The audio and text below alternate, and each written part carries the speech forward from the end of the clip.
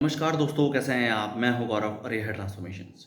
Recently ministry of education के द्वारा release की गई रिपोर्ट जैसे यूडीआईएससी प्लस 2024-25 उसके हिसाब से भारत में जो फिलहाल एजुकेशन सेक्टर है, एक तरीके से हमारे स्कूलों का हाल है, वो काफ़ी ज़्यादा ड्रास्टिक है। ये रिपोर्ट बनाई गई प्राइवेट स्कूल, सरकारी स्कूल और एक तरीके से प्राइवेट एडेड स्कूलों के डेटा को लेके।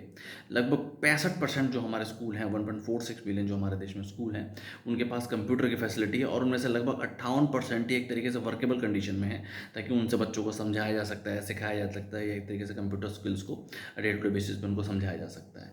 लगभग 63% स्कूलों में इंटरनेट की फैसिलिटी है और लगभग 92% स्कूलों में मेजरली फंक्शनल इलेक्ट्रिसिटी है। लगभग 8% स्कूलों में तो आज फंक्शनल इलेक्ट्रिसिटी ही नहीं है और ये सारे के सारे मेजरली जो 8% हैं वो सरकारी स्कूल हैं और अगर नंबर्स की बात करें तो लगभग 25,000 करीब करीब है।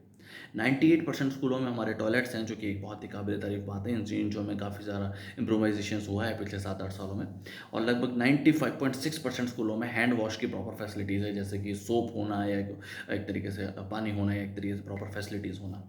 और अगर आप ओवरऑल देखेंगे कि टीचर टू चाइल्ड रेशियो है, टीचर टू स्टूडेंट रेशियो है लगभग, जो कि नेशनल एजुकेशन पॉलिसी 2020 के हिसाब से 20:1 होना चाहिए कि 20 बच्चों के ऊपर एक टीचर, वो भी काफ़ी दुखद है। लगभग झारखंड में 47 बच्चों के ऊपर एक ही टीचर है। महाराष्ट्र और ओडिशा में लगभग 37 बच्चों के ऊपर एक ही टीचर है। उत्तर प्रदेश का जो है रेशियो लगभग 35 रेशियो 1 है, 35 बच्चों पे एक teacher. Although national education policy जो हमारी कहती है वो तो 20:1 ही स्टैंडर्ड है उनका, और इस तरीके से इम्प्रोवाइज भी होना चाहिए एजुकेशन सेक्टर में।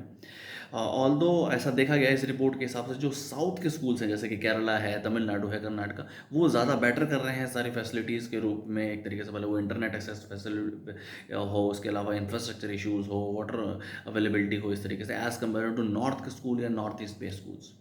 और इसी इसी एक तरीके से मेजर रेशियोज की वजह से ही क्रिटिक्स का ऐसा भी कहना है कि इनिशियल एनरोलमेंट जो रेशियो है हमारे देश में, जो कि बच्चे एनरोल हों स्कूल में, वो तो बेहतर हुआ है केंद्र स्तर और राज्य स्तर की सरकारों के मार्केटिंग और एक तरीके से अवेयरनेस प्रोग्राम्स के थ्रू। बट जो ट्रांजिशन है हायर स्कूलिंग में, जैसे कि 6, 7, 8 क्लास में जाके ट्रांजिशन होना या आगे तक जाना, वो अभी भी एक तरीके से उसका रेशियो कम ही है।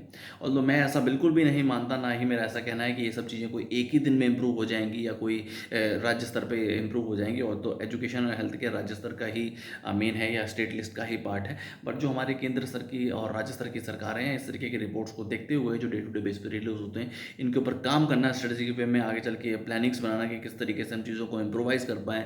बेटर एजुकेशन फैसिलिटीज़ हम हर सिटीज़न को, जो राज्य का सिटीज़न है, भले केंद्र हमारे देश का सिटीज़न, उसको प्रोवाइड कर पाएँ और नए युवाओं को, नए बच्चों को हर तरीके की infrastructure facilities, computer facilities, internet facilities, toilet और ये सब इंफ्रास्ट्रक्चर उनको मिल पाए। जय हिंद, जय भारत।